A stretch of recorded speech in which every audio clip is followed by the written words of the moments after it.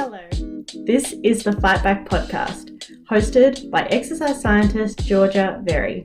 Here you'll find a series of honest conversations about martial arts and mental health.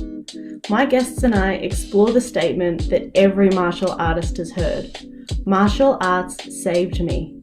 How and why do combat sports save people? Listen to find out.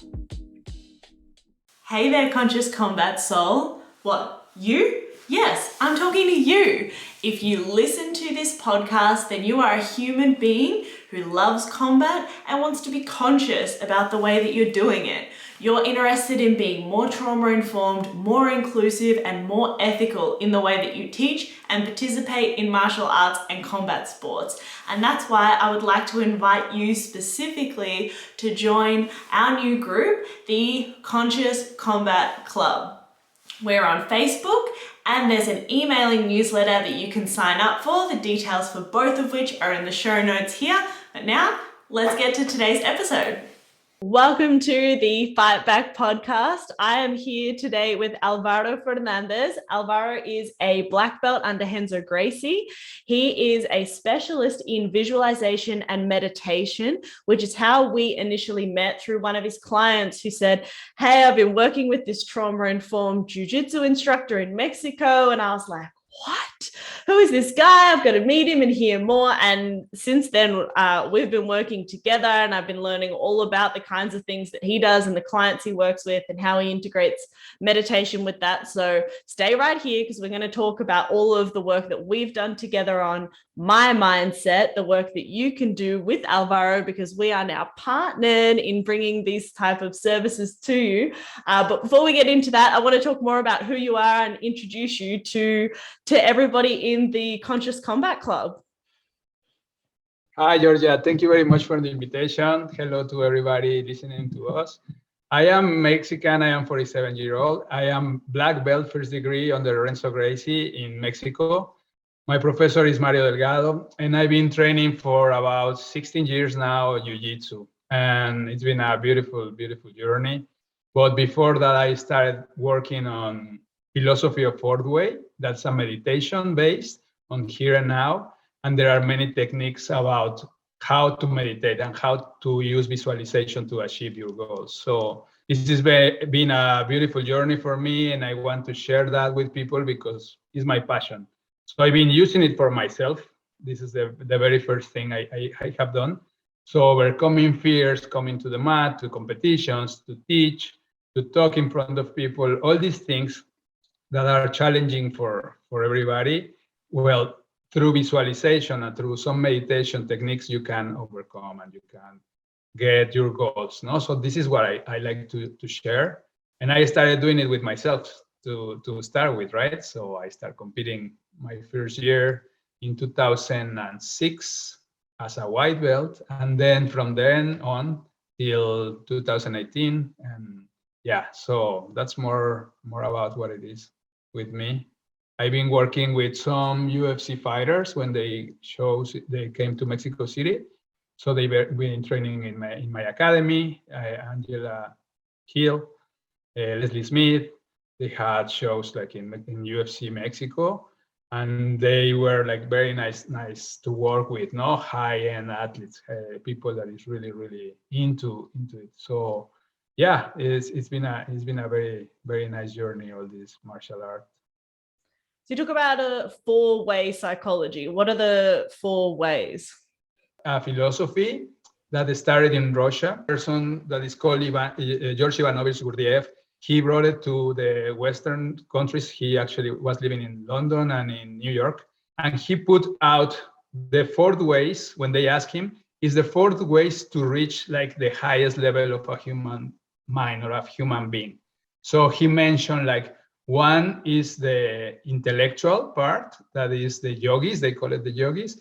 Through ideas, you can get to enlightenment, no? Through the understanding of the universe and the laws and everything. So this is the way for people that is more intellectual, that are more driven by thoughts and ideas and reading and all this development of the mind, right? And there's another way that you can achieve also like greatness or enlightenment, as they call them in those days. It was also through emotions, like the priest people that is devoted to prayer, meditation, to being themselves. They used to go to the mountains, live by themselves, these people that are more in monasteries and more devoted to this kind of life. So this emotion can grow as big, having mystical states, and then that's another way to achieve the greatness as a human being. And then the other one is the fakir. So that one, very known in India, people that can lift a hand for 1 year, having all this mind and all this strength to put themselves through a lot of pain and a lot of suffering to overcome all these human limitations, and that also can give them a greatness, an enlightenment. So these are the three ways. And the people was asking Gurdjieff, what is the fourth way? And the fourth way, he said, I used all the other three before. So he will be focusing on the mind, he will focus on the emotions, and he will focus on the capacities of the body, right? So these are the three. And he said, we don't have to just become one, no, not just the ideas, not just the emotions, not just the body, like for martial artists, being very strong. But what about your emotions? What about your thoughts? So when you come to a fight, to a competition, you come with your thoughts and you come with your emotions, and those things can drag.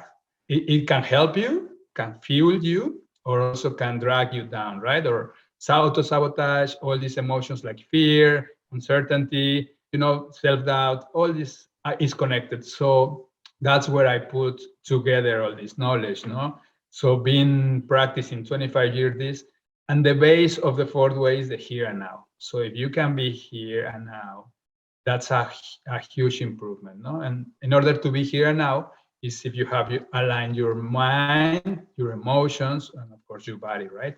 So there's people that say, yeah, I'm aware, I'm conscious, yeah, but 3 seconds. And then your mind goes to my boyfriend, my bills, my car, da da da da da.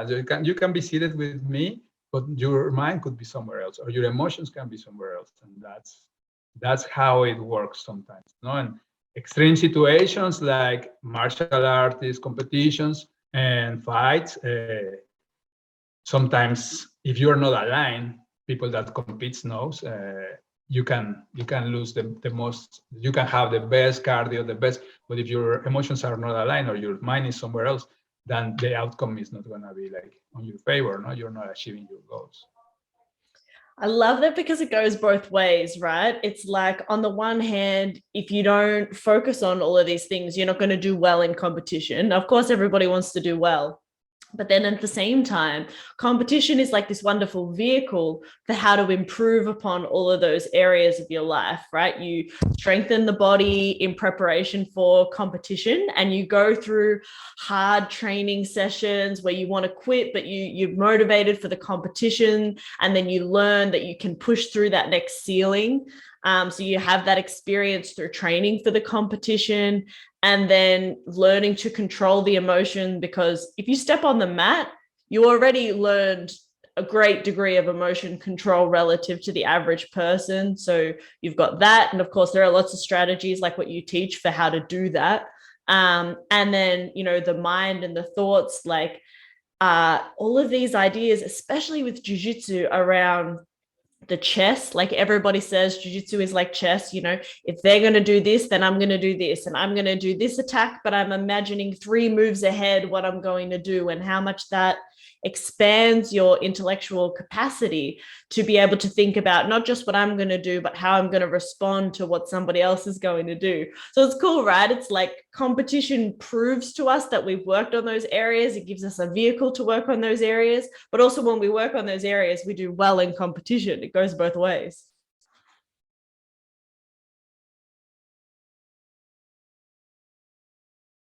Yes, of course. And I have tried teaching for self-defense. I was doing some women's self-defense courses, and they were like impressed because the approach I take is the same. No, I'm trying to first when they get to the workshop, they come and they are like fear, and they don't know if they're gonna be thrown or they're gonna be hit or what is gonna happen, right? Like with adrenaline and all.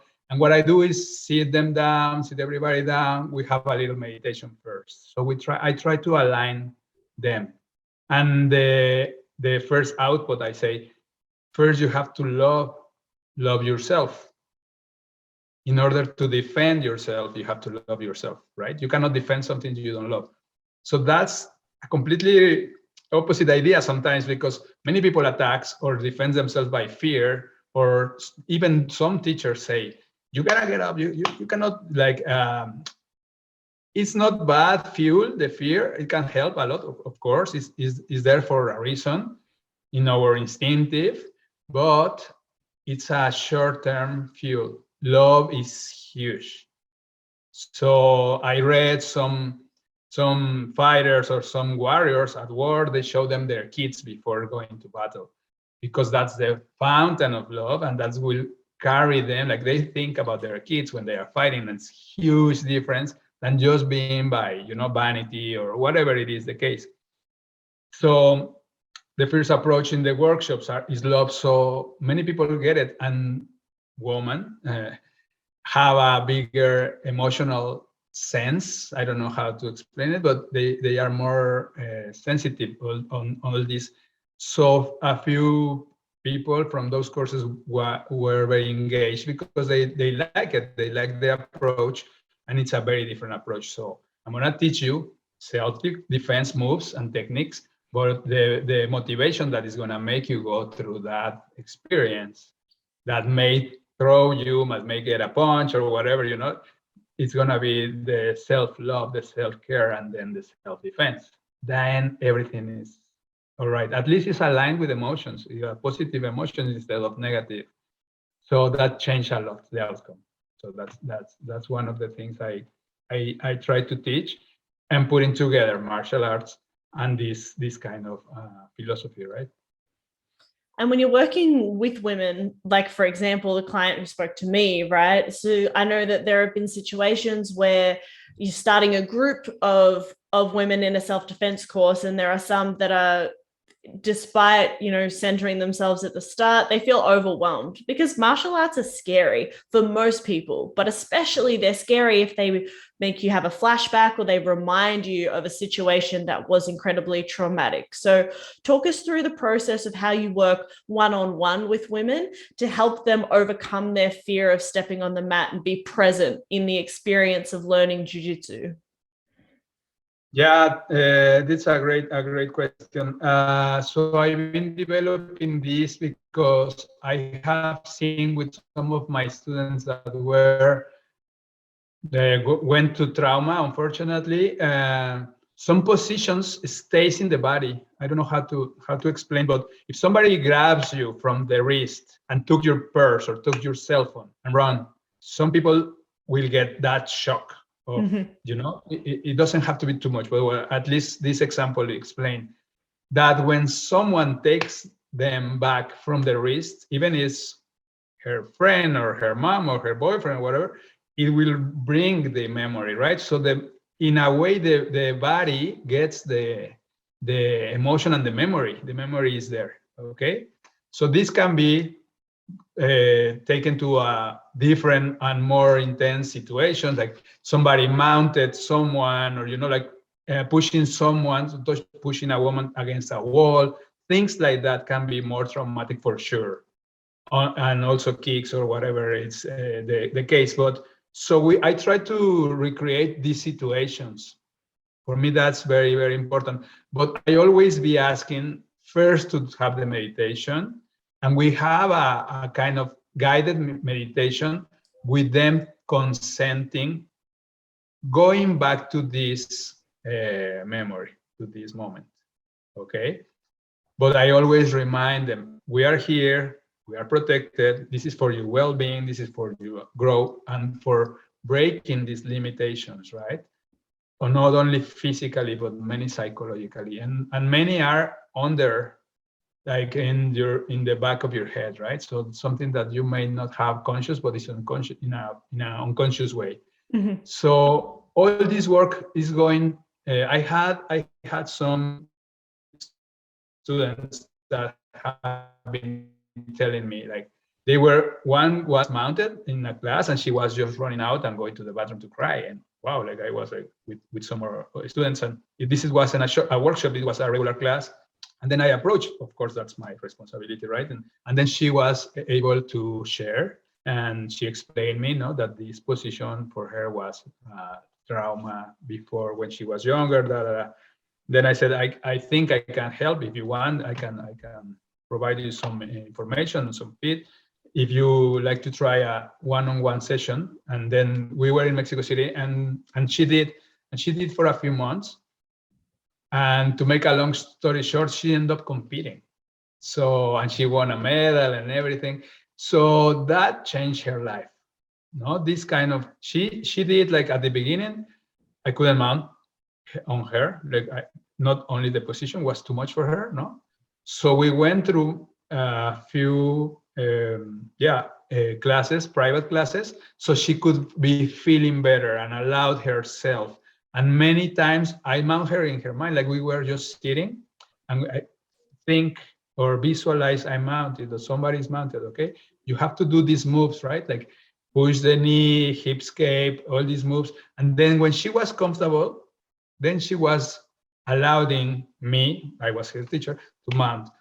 And then she could perform because she got the moves and she got the technique. As she understands that it doesn't matter that she's smaller than me, that if she does the technique right, she can escape. So this is a really, really beautiful thing, because then your body can perform and then your mind understand what you're doing. So that's a great merge. And then subconsciously, you understand that you can release from this threat, right? From this position. And if she had known this in that moment, but this is when it helps, because then she knows that won't happen again, because she knows now how to escape, right? So it was a really, really nice outcome. She started competing. I went to a competition and then she signed up, and I didn't say nothing. Like, interesting. I wasn't thinking that she was going to make it, and she made it. She made weight, she competed, and she won a medal. And I was super, super happy for her, because she didn't even like to roll because of all this, because you may end up mounted and then she will have this. And then, so for me, it's very beautiful to be able to, through my passion, through this practice I've been doing, putting it outside to help people, to help friends and students. And now, thanks to you and the platform, then we can go to more people, and that's makes me very happy. Yeah, it's incredible. Really, like we think about this idea that trauma is stored in the body. And so it's really common that when you put yourself in a similar position, whether that be a wrist grab or being mounted, or for some people, this is even like receiving criticism or being yelled at, or a noise that sounds similar. There are lots of things that can trigger a flashback. It's just incredible, and an incredible feat of neuroplasticity of the brain, that you can create a meditation where you say, okay, imagine you're being mounted, but also imagine the feel of the mat and the smell of the room and the sound of, the other things that are nearby, and all of these things that are going to be in your senses, in your sensory awareness, that are going to tell you you're here right now, you're present. And practicing that enough times and then going to do it for real then means that your brain, it's almost like at a crossroads, right? Where your brain goes, I could choose what I meditated about in practice, and I have all this evidence that that's true because I feel the mat, I hear the sounds, I smell the room, or I can go back to the flashback. And maybe there's going to be some times where the brain still goes, we need to go to the flashback because that feels safe. The brain is not doing that for no reason. The brain is doing that to be like, I need to keep reminding you of this thing that was really dangerous because I want to keep you alive. Always, that is the brain's thought. It's just not necessarily always the outcome that the brain hopes for. It's actually, detracting from our ability to live our lives. So then when the brain goes, I'm going to take this other route and I'm going to choose to listen and watch and hear and smell all these cues that are telling me that I'm present. And then I'm going to practice this escape and rewrite my experience of myself as someone who is capable of escaping. That memory then becomes the one that's stored in the body, and that is incredible. That is really the crux of how trauma-informed martial arts can work. They rewrite your body's story and experience with compromising positions or experience as being a powerful being. My body is capable of punching. My body is capable of kicking. My body is capable of choking someone, of taking their arm and nearly ripping it off, like that is so incredibly transformative. Yeah, exactly what you say. With the visualization, with the breathing. So through breathing, we go to the nervous system. So sometimes just the very first thing I noticed is when she, for example, with this girl, with this student, she stopped breathing. In the moment I mounted, she stopped breathing, right? And then she started getting into this, so I could see. And the first thing is breathe. When you start breathing by yourself through that experience, you're helping your brain and your body to accept the new situation, as you said. So the neurons are making a new way, exactly as you said. So new neurons are connecting each other and saying, this is safe, and we are able to exit, to take away this weight and take away and be able to breathe. Then you are rewriting, literally in the brain, new possibilities. And this possibility will be an outcome that will release you from this pressure physically, and making it that the beautiful thing about jiu-jitsu is that you can do, right? Like if you put enough strength in your legs and your hips, and then you can lift a lot of weight and do it right, and do it with timing and do it with the right technique, you are able to do it. And doesn't matter the weight. Well, of course, matter at a certain extreme point, but it can be done. And if you do it with the timing and with the moment, you can see, no? So that's the beauty of this art for me, and having all this understanding and this knowledge of emotional control, breathing, thoughts, no? The thoughts is very, very important. And then, of course, performing, no? Having the right technique to do the right escape. And then you are escaping and you are actually doing it. Is something like, and then she competed, no? And then I was like, wow, this is great. So it can be done. It can be done, and that's a great opportunity to share. And yeah, I'm super happy, because for me, it's my passion. No, I discovered this a long time ago, and I wasn't able to share, no, with more people that was around me. So I'm very happy. It's incredible, right? And I think like everybody experiences fear, so if we talk about that's one use of the visualization, meditation is around, stepping on the mat, getting to that point. And then if you think about a graded progression, just like with this client, right? And with a lot of people, the next thing is competition. We already spoke about how competition is this real vehicle for change within the self. And even for me, like I've been competing since I was 12. And I had such a slow graded increase in competition. I was competing in kata, which is like just by yourself. No, it's not opponent based at all. It's just moves. Then I was competing non-contact. Then I was competing contact, but with lots of headgear and stuff because I was 16. Then I was competing full contact karate. Then I was competing full contact, pro or semi-pro, Muay Thai, Mod Thai, then Muay Thai, so allowed with elbows. Then I started doing jiu-jitsu. And, I have so many hours experience competing. I couldn't tell you how many fights that I've had. And I watched myself go on a progression from being afraid of losing to wanting to win, to fighting for love. Like you were speaking before, it really speaks to me because I think a lot of people are just trying not to lose. It's not the same as trying to win. You're trying to save face. You're just kind of trying to get through it. You're hating the whole thing. You're not present at all because you're thinking about am I going to gas in the next 30 seconds? Therefore, I guess I better preserve myself and not try anything because heaven forbid I get exhausted, and all of these annoying little things that your brain tells you while you're in competition. And for me, it was very like that in the start. And then it slowly became a thing where it was like, okay, I want to win. And then you go into a whole new world, you know, like jiu-jitsu versus striking, so grappling versus striking. And you can't rely upon the skills that you've been building for, you know, forever. You're more new. People are more experienced than you or similar experience to you. And it's scary. And I had a lot of doubts in myself, and I still do. Nobody's perfect. But that was when, after we first met, I said, okay, I have some of these fears. I have this competition. It's going to be my first time competing as a blue belt. So for those who don't do grappling, the difference between a white belt and a blue belt can be quite big. You know, you can go from competing against really beginners to people who have been training for a number of years, all of a sudden, kind of overnight, because you got a new belt.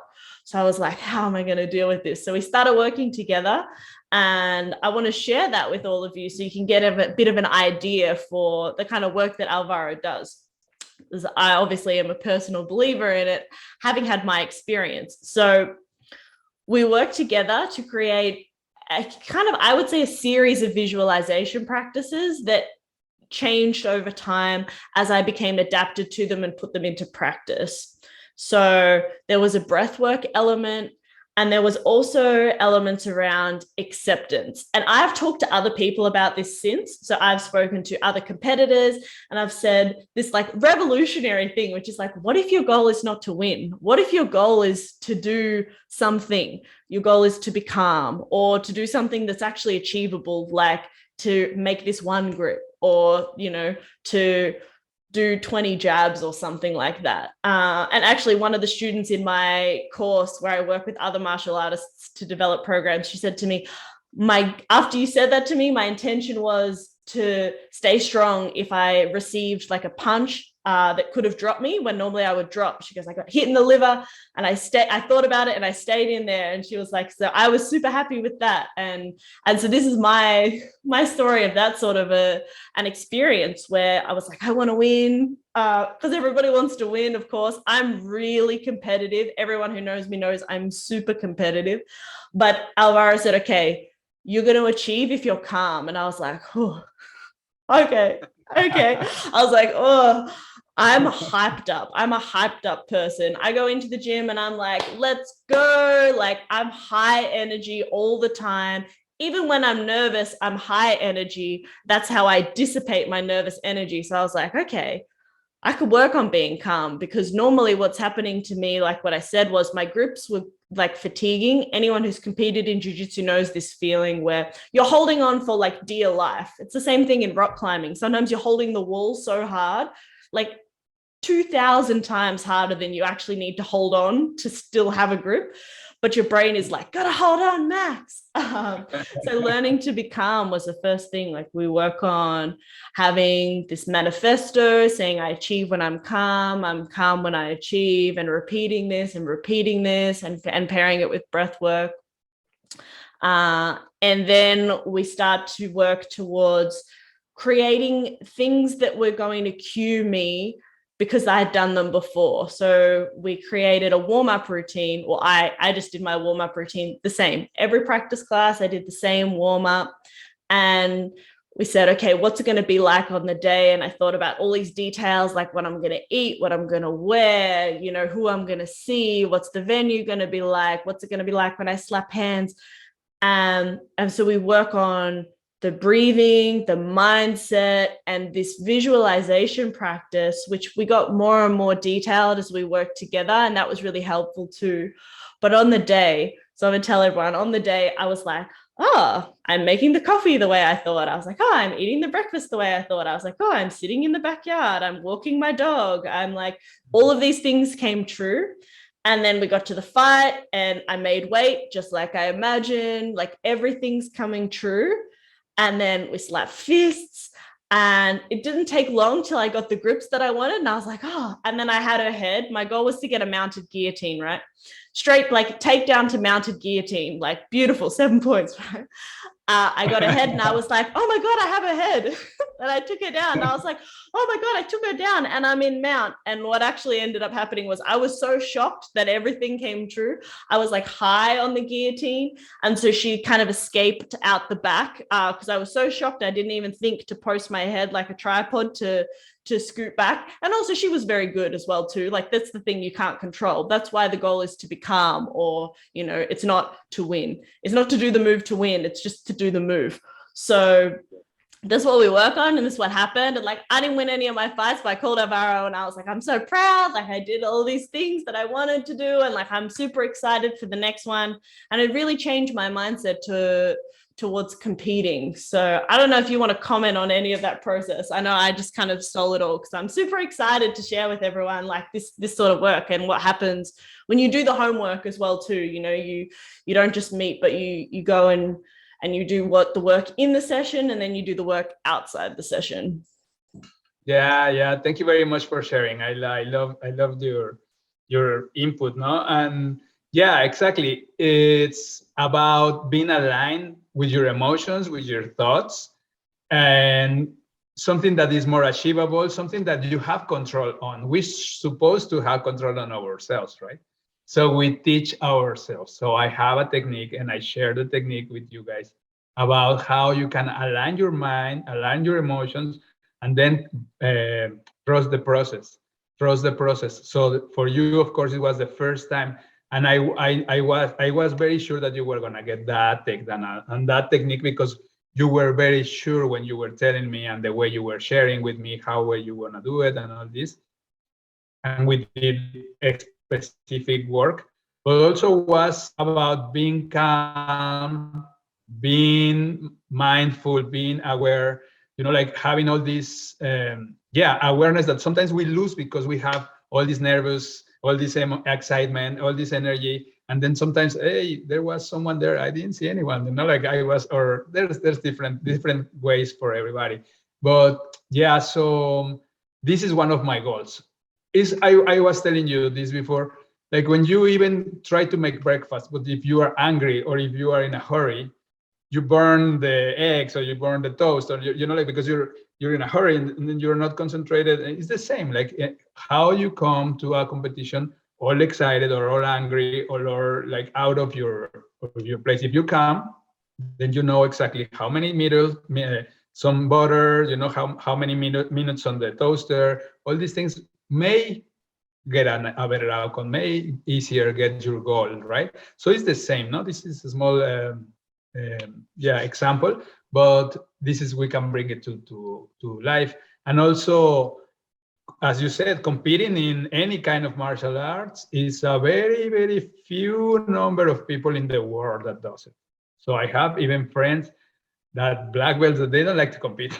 So they have competed, but they say, no, those things are for young guys, and like that, and like that. And it's nothing wrong with it. But sometimes the emotions can eat us alive or overwhelm us, no?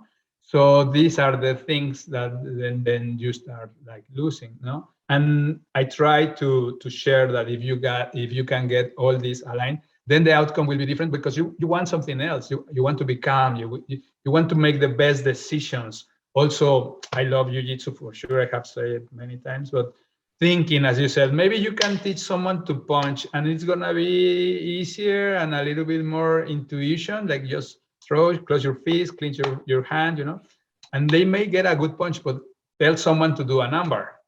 Like there's no way, like if you don't train, if you don't understand, if you don't see where's the hip, where's the head, where's the other arms, the guy from the arm from the guy, my arms, it's completely different. So it's not from intuition place, it's gotta be an understanding, right? So this, you need to be calm to make the right decisions, to make the right moves.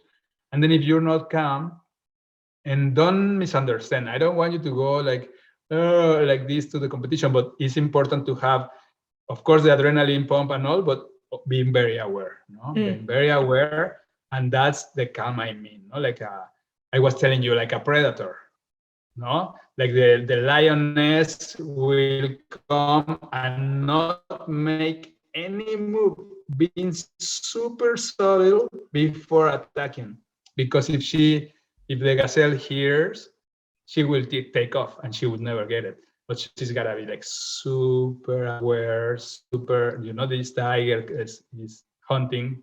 So that's the example I gave you also, right? So because that's the way is the mindfulness. The tiger knows where's if she steps too fast, the noise will make her run. Oh, this is what I mean. This is what I mean. It doesn't mean it's not gonna kill her or get the prey, but it's the importance, no? So that's the way I like to share, I like to move. And this also helps for not necessarily only for martial artists, but any challenging situation you have is the same, right? Like if I'm going to a work interview, or if I have a very family reunion, or I have my girlfriend, whatever situation I need to overcome and I need to be present. Most likely we should be there all the time, but more on the extreme situations in life, this training can help you. So I'm sure, Georgia, this training also can help you through your life. When you have something else coming, then you know how to visualize, how to do your drills, your inner drills, and how are you going to perform in a TV show. Is something that you are really looking forward to do, and it's going to be challenging. That's the same approach. So that's I think it can help and change lives for people. So that's my passion. I'm very happy. Definitely. And I mean, we share that same passion where growth is not compartmentalized to just in martial arts. Just in the same way that if you have an argument with your partner just before training, it's going to be hard for you to totally leave that and come onto the mat. We're human beings and everything flows into each other. Sometimes that's for the worst. Sometimes that's amazing. Sometimes that means that these skills that you built around competition, you can use them when you went to the dentist, or you had an interview, or you got an angry email, or you were riding your bike and you couldn't stop thinking about something that made you really mad recently, but because you were riding there wasn't enough distractions, so you had to actually focus on the emotion. Those are 4 real examples from some of my clients recently, because the stuff that we're doing here in martial arts, it's not just for martial arts, it's for life. Like what we're doing here is being students of life. Exactly. So I have many like feedback from another black belts, even in different systems, and they say like everybody that comes to martial arts got something, like got some trauma, or they've been bullied, or they are the bullies, or they, like there's always something, no? So being abused, like there are so many that they come to understand, no? For my point of view was the same. Like I was a little bit, I was a little bully when I was a kid, but I didn't understand fighting. I just feel one punch and I like, it was like in the cartoons, like you see them like, and I didn't understand. And jiu-jitsu explained it perfectly for me. That's my approach, right? And that's the art I practice. So that was one of the things back in the day. Like I said, I want to understand what is fighting. It's not just like boom, boom, boom, boom. It's what it is, no? How it is closing the distance, all these things. And it's beautiful to see how this can also make people change their points of view. When I start training, and many feedback the same, we start training, we stop fighting outside, like having arguments. Somebody tells me something, I just like, I'm like super chill, I have my training and I have enough, and I don't need that. And also is self-secure. No, I feel very, very calm walking through in the night, in the street, whatever it is. It makes me, I know I'm capable of defend myself. So that also helps a lot. So it's not just in the physical world, but also in another situations. No, it can be work, it can be with your partner, as you said, and for sure. So I would recommend everybody. I recommend everybody to practice any kind of martial arts. There are some martial arts, from Tai Chi to anything that you want, but try. And what I think it takes out the best out of you, the best parts of you. So it's beautiful. It's a really, this is one of the best things I ever, one of the best decisions I made, it was to start training, and I hope I won't stop training ever. No, you're going to keep going for sure, for sure. And you kind of already answered the question that I was going to ask you, which of course is the question that I ask everybody, which is, you hear people saying things like martial arts saved my life. This is a common sentiment across people, maybe you experience for yourself or other people. And so the question is always, why do you think that is? You kind of answered it already, but let's go back over it again because, it's very important to this show. Yeah, for sure. No, my pleasure. So yeah, I started martial arts. I was overweight. I was sleeping very few hours. I was partying a lot. I was in a very bad place, to be honest. No, I started doing the meditation, and when I started doing martial arts, it changed my life. And when I started competing more, because my first competition as a white belt, I have to admit I lost. And I was like, wow, I don't like that. No, I don't like that. Why did I lose? I was winning. And then at the end, he choked me. No? And I was like, why? I couldn't sleep for a few nights. And then I started training more. So yeah, getting to know all this community. And in the moment I started training Jiu-Jitsu in Mexico was very few people. So also start teaching very early. I started teaching around when I was a blue belt because there were not many people blue belts in Mexico. So this journey started and I was feeling super, super happy. Then I started putting together my meditation with my art, and then I took it more serious and I started teaching. I opened an academy, and then from there till now. No, so yeah, definitely without martial arts, I don't know what my life would it be. It would be very, very different, and I'm very, very happy. So yeah, my passions, trying to put it together and designing this system, it's one of the best things it happened to me, and I'm very happy to be able to share with you and with the most people I can. No, so using this platform to offer this, because I think it can make your life way, way easier, and then you can also, when you overcome that, then you can overcome almost anything, and that's the beauty of life, right? 100%. And this is a system, right, that's worked for Angela Hill. So she's in the UFC, and other high level competitors. I'm like a moderate level competitor, but then also people who never want to compete and they have fears to overcome. And so it has variations, and the system can work for everybody. And so it's very exciting to say that it's now available for everybody in the world, right? I'm in Australia, you're currently in California, but we can work together because we have this incredible invention called the internet. And as of today, you're now really available to work with people in a variety, of contexts. So talk about the ways that people can work with you. Okay, well, so we have this platform now with Fight Back. You can look out for me there. And also I'm gonna make a Facebook group. You can look for me as Visualization with Al. My name is Alvaro Fernandez. We're gonna leave the link here, I'm sure.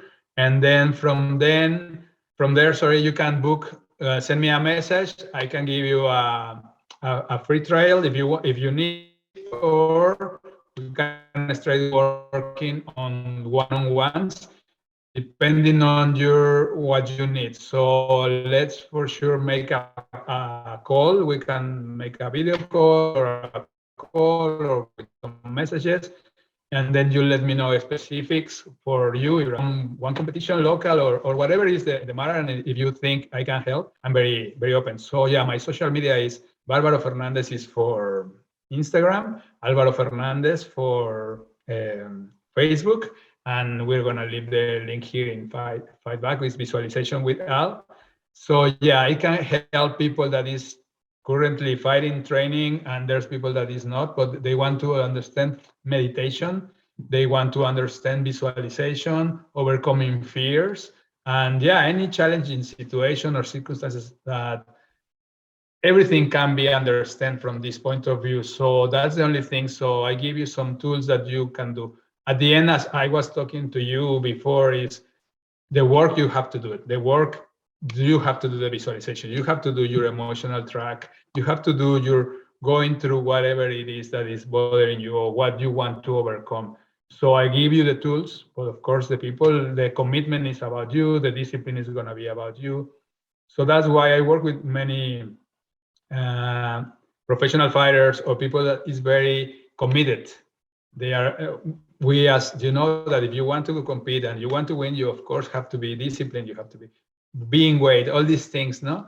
So that also helps because when they understand that the mind is as important as the emotions and as being prepared physically, then it's a huge advantage on their side. So that's the way. Mm-hmm. Yes, I'm super excited. So like Alvaro said, we'll leave in the show notes here a link to join the Facebook group. Through the Facebook group or directly through the website, you can sign up for a free trial for the online course that we've created. And of course, you can work one-on-one if you've got more specialized needs. If you're somebody like me who needs to kind of work with someone and have their hand held all the way through it, and you want something that's tailored towards a specific outcome, then that's going to be great for you. But there's the thing that I like about the program that we've put together is that there are options at every level. You know, you can get involved with incorporating this into your life, regardless of what your budget is, of what your time commitments are. You know, like you can get started and you can see results so long as you put the work in, just like Al said. Like that's what I had to do as well too. So I'm super excited that this is now a worldwide thing, that we're announcing this on the podcast. I feel like it's kind of been a while coming. Behind the scenes, it's been something we've been working on the last few months. So I'm very proud and I'm very excited to be able to share this different modality for self-development and self-improvement through the Fight Back Project. Yes, thank you very much for the opportunity. Thank you very much for trusting in this project. I'm very happy. I'm very honored to work with you. You are super good person and very efficient. I really enjoy. So yeah, let's hope for the best. And I'm very happy to share, and I'm very happy to get to meet you and work with you. Have you thought of something to be grateful for today? What was it? I'm grateful for the amazing women that train with me at the Fight Back Project. I'm grateful for Nari and the beautiful song Shape Me heard at the beginning and end of every episode. And I'm grateful for you for listening to this show and helping martial arts keep saving lives. So thank you from the bottom of my heart. If you'd like to leave me a review to help more people find the show, that's a bonus.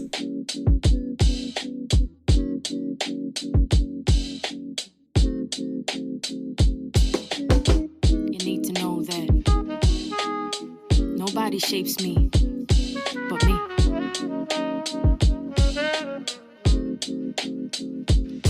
Don't gotta tell you what my name is, I don't gotta explain it. Walk in the room, hear a boom erupting like I'm famous. I'm here shedding shells, I'm shameless. I fear nothing, no complacence. Walk too many tight ropes with no hope, so I became this poster they hold over all the heads of trauma holders. You don't need to know my history, I move boulders. Atlas shrug, cause I lifted the weight up off his shoulders. No pretense of defense, move first like chess soldiers. This goes deeper than empowerment, cause I'm the one to power it.